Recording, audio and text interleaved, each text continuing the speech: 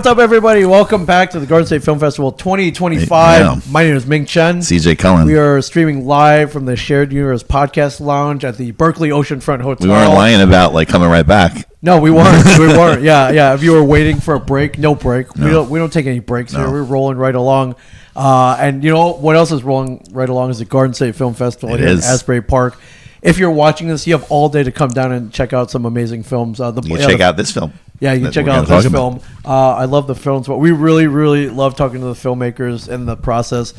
We have two amazing filmmakers to the left of us. Could you please introduce yourselves? I'll start over here. Yes, of course. My name is Danica Waldo, and I am the writer, director, and producer of Sally Get the Potatoes. Amazing. And could you introduce yourself? Yes, I am Amanda Ferguson. I am an actress in Sally Get the Potatoes. Awesome. Love the title. What's that about? CJ here. His last name's Cullen. He's Irish. I heard potatoes. He grew up on potatoes. He's raised by potatoes. But could you please tell us about Sally Get the Potatoes? I can, yes. And I'll tell you the backstory of the title because it's definitely a unique great. One. Thank you. You find that in the listings, like, I'm going to check that out. Yes. So it's a great name. Great. So well, we've done our jobs. Yes. And so I was teaching a high school film class. I used to teach at a great studio called Applause New York on the Upper East Side of Manhattan. Awesome. Yes. Great way to also learn yourself as a filmmaker. Yeah. And I was trying to encourage my students to come up with their own script through a device. And so we were trying to choose one line of dialogue or one prop or one costume that everyone might incorporate into a script. And the goal was to get them to develop their own voices, saying you can use, this cookie as your jumping off point, but everyone's films will be very different. Yes, there's a cookie hiding. That's it. Next year there's going to be a short about a cookie. That's right. Thing there. Yeah, exactly. Yeah. And so one of my students shouted out, "Sally, get the potatoes," as a random line of dialogue. Yeah. And I said, I feel something. Let me show you what I mean. Let me go home and write you a script so you can kind of get a sense, because I could tell it was a little advanced for them. And so I went home and I wrote this script, and they were like, "Oh, got it. Yes, this is you. This is what you want to make." But their line of dialogue is, and kind of helped to be the jumping off point to find this story. And then we never made the film in class. And 2 summers later, 2 of my former students, one of them being Morgan Zoya, who shouted out that pivotal line, came home from film school, and they said, "We want to work on something this summer, but we don't really want to make our own thing. What about that movie, that Sally movie you wrote? Let's make that." And I said, "Okay, well, I need a location, and I need, there's a lot that this needs." Yeah, I need a budget. I need actors. All the I need things. a budget. I need cameras. Yes. I need a crew. Exactly. I need a budget. Yes, I need a budget. And really, I needed a location because the film really takes place in this very wealthy household. Amanda plays the mom, which is such a pivotal role. And there's a housekeeper pushing a rolling laundry cart through the house, and it needs to kind of warrant that energy, right? You need to believe that this family lives in this house. And immediately they said, "We'll get you a location." And 3 days later, they got me the location and said, "We shoot in 6 weeks." Wow. Where's the location? In the West Village of Manhattan. A wonderful family donated their incredible townhouse to us for a week. Wow. And So I guess they saw the script insane. and they're like, "This, yes, you're here. You're take it for 3 days." They were extremely generous, and more than anything, it just goes to show, I thought I was helping these kids by teaching them what it's like to be a producer on a movie set, and really what they were doing was helping me make my movie. And they became executive producers at 19 on this film. Wow. Yeah, that's awesome. All because of one, I guess, random line that your student just threw out. You wrote this all in one night? No, so this had been like a script that kind of got shaped over time. Originally, it was intended to be filmed in class, so the themes were a little bit more juvenile and a bit more tempered to those students' ages. And as it became mine, I wanted to kind of up my game and also really make sure, I think as my debut short, that this was something that could speak to the themes that I like to write about, which are family secrets, and also that there's really no villains. There's a lot of gray area, especially in families. Everyone's often trying to do the right thing, but that's clashing with what everyone needs. Right. And so this idea of this little girl and going on this journey and kind of learning about her family in a way that they're not aware that she's there was really interesting to me. And especially, reflecting on all of our childhoods, right? When's you remember the first time you saw your parents cry, or the first time you learned about the way your body would change, or about, I found there's no Santa Claus. There's a thing, pivotal moments. Well, okay. Wait till you come see on the down film. and see the movie. Oh, boy. It is, yes. So the movie is set around the holidays, and we follow 6-year-old Sally into this journey. She ends up trying to get her mother the potatoes from the pantry. Mom's just trying to get her out of the kitchen, and ends up going on this hidden laundry basket ride through the house and spying on her family members, and ultimately, learning the truths about the world. And also there's an element of a loss of innocence in this one little task that Mom just very unknowingly sent her on. Yes. That's amazing. You said this is your first short? It is. So yes, I've been directing for about 10 years. I directed for Applause New York, who has an amazing YouTube channel. If you guys have kids at home, check it out. It's got 1.5 million subscribers, over 1 billion views. And we used to make content on there. Narrative shorts for kids. And so I got my 10,000 hours that way. Yeah, but that was for somebody else. Exactly. This is for you. Yes, exactly. So technically, yes, this is my debut short. Mm-hmm. And I also worked for a long time at a company called Lit Video Books, where we would make documentary versions of nonfiction books. Yeah. I directed all the live action content in there. And so I got to build my crew and my reps in New York. But like you said, for other people, so this is the first thing that I did for me. That's cool. And how did you get involved? Yeah, how were you cast? Oh, well, God, that's a story. I'll try to condense it. We got plenty of time. You tell whatever you want.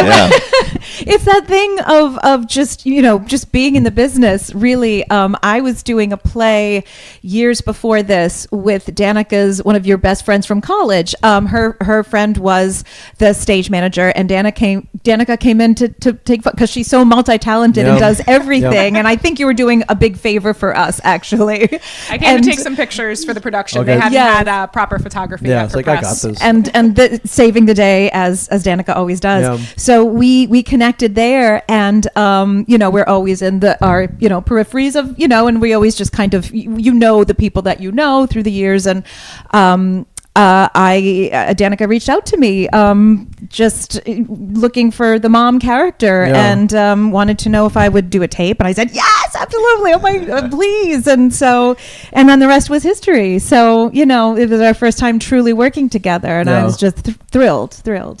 Will there be a second time working together? I would very much hope so. We're constantly, every time we see each other, spinning ideas. Yes, exactly. Yeah, well, you find people, you work really well with. Yes. You keep working with them. Yeah. It's magic. Good people. Yeah. And Amanda's an incredible singer as well, and a stage performer. And so also getting to, kind of collaborate on something. My first love was the stage. I went to school for musical theater. And so finding something that can maybe bring that element to the screen could also be a really fun, for sure, exploration for us to go on together. That's amazing. I think you mentioned you shot in that house in the West Village for 3 days. How long was the entire shooting schedule? We had 1 day to load in, 3 days to shoot, and 1 day to load out. And I will tell you, filmmakers, if you're listening, don't just give yourself 1 day to load out when you turned 18 rooms over by the end of the filming process. It was 5 stories, and by the time everyone is wrapped, they're really excited to go home. And what's really hard is to get them to come back the next day for the really awful task of cleaning every single piece of glitter from your Christmas movie and garland and ornaments that need to get packed and returned up. So shout out to the people who showed up on that loadout day, because it was certainly a great combination of energy to get that done. But it was a fast shoot, and I think that was a good thing. I think it really makes you get specific about what you need, and I think it allows you just to know when you have it and to move on. And so I was grateful for that. Yeah. How large was your crew? It was pretty good. We had 5 floors of this house, so we had about 8 to 10 PAs who were really the backbone of this, because we needed people on every floor, and a lot of floors. There's a lot of floors. It was unbelievable, this place. I was like, how does this exist in the city? This is a house? You would never believe. A residence? If you've been to the West Village, you've walked past the door, you would never know. Okay, that's what I figured. It's a little narrow door, and then you walk in, and it's a palace. It doesn't make it. I've never seen anything like it in Manhattan it's ever. On the inside, it's crazy. Okay. Yeah. So we what we did, and I also have been for a long time kind of acting as my own producer and first AD. So I was really cognizant of the schedule and making sure, especially having a 6-year-old as your lead, that we also were being conscious of time, and making sure we were working to hours with her. Mm-hmm. And so we had 2 DPs, and Mike Lobello and Paul Celine, brilliant people.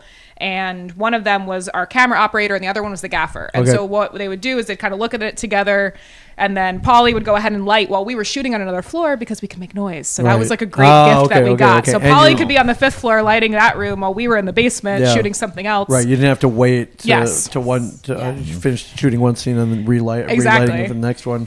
And Polly watched the cut, and he goes, I don't think I saw a single thing shot. I don't know any of this happened in the Yeah, like while you were lighting the 5th floor. That's why. Yeah, exactly. That's why. And what's it like working with a child actor? I know there are certain rules and laws, and they work under a different mindset. But not this kid. Well, the laws. Yes, Some are the better laws. than adults, though. Yeah. Like, working with that. she was a pro. Yeah. Kinley's a very special. So Kinley Hyman plays the lead. She was 6 when we shot.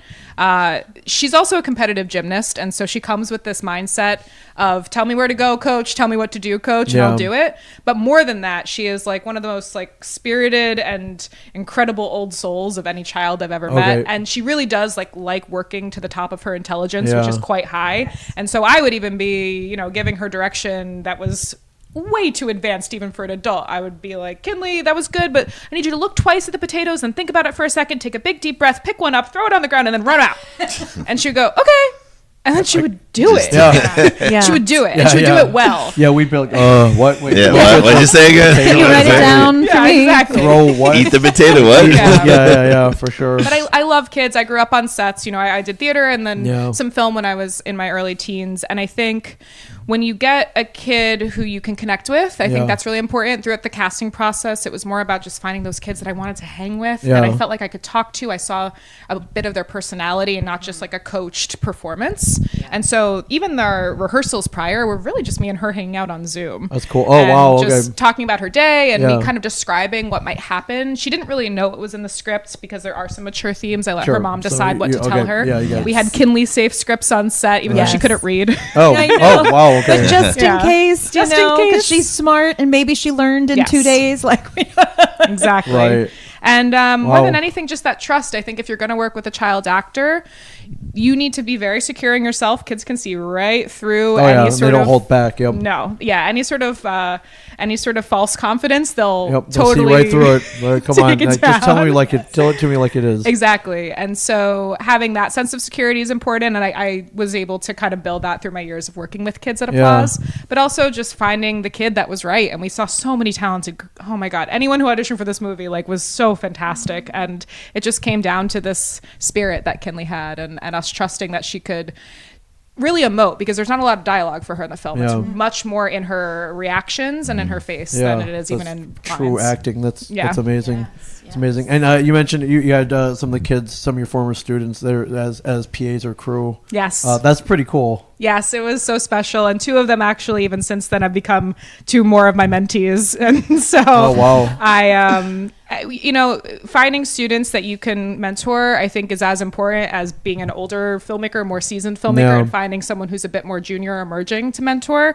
I really believe that this industry requires everyone to have somebody who's a little ahead saying, come on, kid, I got you. Here's how this works. Let me talk you through that next phase. Right. Like, I'm, attached to direct a feature right now, and it's my first time calling producers and sourcing talent, big names who might want to read the scripts. Well, do I start with a casting director or an agency? Do I use my entertainment lawyer, or do I find a producer who wants to shepherd this? I've never done this before, and having people ahead of me is so important. And so I try to do the same for the younger folks. That's amazing. So that kid who uttered that line and, this film became a reality. What was it like for them? Oh, man. I actually just on the way here was on the phone with her for an hour. She's a junior at St. Andrews, and we were talking through her short that she's going to try to make in a couple weeks. Oh, wow. Okay. She's having, that feeling we all have of what am I making? And what is this? And what should I be doing? And so we just kind of took a 30,000 foot view and said, wait a minute, what does this mean to you? What do you want to say? Yeah. Who's your protagonist? What do they want? Why can't they get it? Right. And then what tone and world are we going to see them try to pursue that want through? So this hasn't screened yet. So when does it screen? Where and when? Where and when? Festival. Well, it's very exciting. Sally Get the Potatoes screens in about an hour. Okay, it's amazing. at 2:45 p.m. at the Berkeley Continental. Okay, and right here. We're in the Right here. You don't have to go too far. Family Shorts block, and we're so excited to be at the Garden State Film Festival. This is such a great energy, and there's what an operation and an amazing amount of staff and people that come out to support this festival. It's very clear how much it means. It's pretty to so cool. many people. This is the 23rd year, so they're doing something right for sure. Oh, and we love. I've been here for many years, and we just walked across the way to see a film. I said, I've never been on this side of the building. doing this. Well, this for 5 years, but I've been here for like 15. I've never seen the outside. Always this side. Yeah. Always on this side. Never saw that. Are here, so that's good. Yeah, That's good. Snacks and I was like, oh, this is over here. I had no idea. No idea. Have you All these submitted years. to a lot of film festivals? Yeah, we've had a great run. We And it's not over yet. It's not over yet. Yeah, with a short, you kind of you get a good solid 2 years out of it, depending on. And certain festivals do want their premiere status, especially in certain cities, and those all been a learning curve for us. But I'm very, very grateful for the festivals we've gotten into. We've taken home some awards. We won Best American Short at Female Eye Film Festival in Toronto. Yeah, congrats. Thank you. And there's a great new festival over in London called Women in the World Film Festival, where I got to connect with Nancy Bishop, who's a great casting director, and we won Best Short there. And we actually last night just took home Best Short at Kansas City. But we just came back from Kansas City. Yeah, and you personally won. I did. You personally won Best Director for. When? I was nominated for Best Director. I don't know. Have I taken? I haven't taken a Best Director award home yet. But that's my mistake, or maybe that's just me being like, why not? No, sorry, I thought this is why she's the best actor. And we are nominated here, though. We're nominated for Best Ensemble. Cool. Wow. Okay, so we may hear your name at the awards dinner tonight. So we hope so. But every film is so fantastic, and we're just honored to be included in the lineup and recognized. That's awesome. That's great. That's cool. So we're gonna get you to your screening at the Berkeley Amazing. Continental. Is it 2:00? 2:45. 2:45. You got a little time. Little time. Yeah. But it's a great screening room upstairs from here. So congrats on getting into the Garden State Film Festivals. Thank you. Very, you're a little biased, but very prestigious, and they don't take everybody, and they're very, they're very selective. But there's no doubt why Jersey people. there's no doubt why they picked yours though. So I love everything about this, and we can't wait to see it. Yeah, you guys don't have to wait. 2:45. Right. Continental We'll Ballroom. see it another time, but at the we'll see Berkeley. it. Yeah, we get access afterwards, so we can watch it. But thank you guys so much for coming over and sitting down with us. Great luck with your run, and great luck with everything else. And good luck on your feature. Yeah, good luck on the Thank you. feature. Yes. It's exciting, and you got to keep just pushing through and telling your stories. Yeah. So I hope everybody out there does that as well. You just never know what's going to inspire you. No, could be a random line being thrown out as an idea, and it happens. So I love that so much. That's the lesson. Yeah. Will you be filming in New York as well?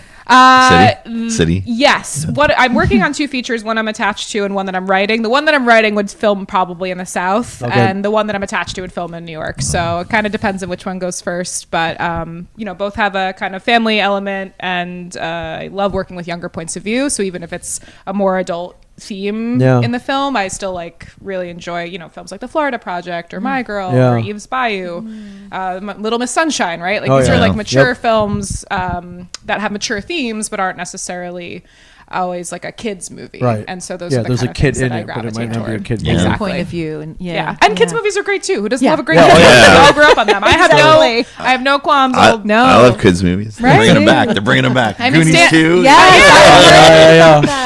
Sandlot, Stand By Me. Yep, all of them. Bring them all back. Absolutely. Bring them all back. We're here for it. So I'm trying to. Yeah. If you need a kids director, hire me. I love it. Right here, everybody. And I'm the mom. Yes. Always and forever. Always, yeah. Thank you guys so much. Thank you. GSFF.org. We got plenty of films left today. Come down here if you're anywhere near.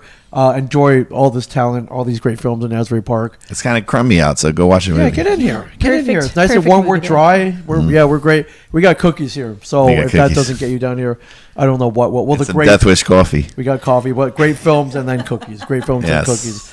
GSFF.org. We'll be streaming all day here, though. All So day. stay tuned. We'll be back in a second. right Thank back. you guys.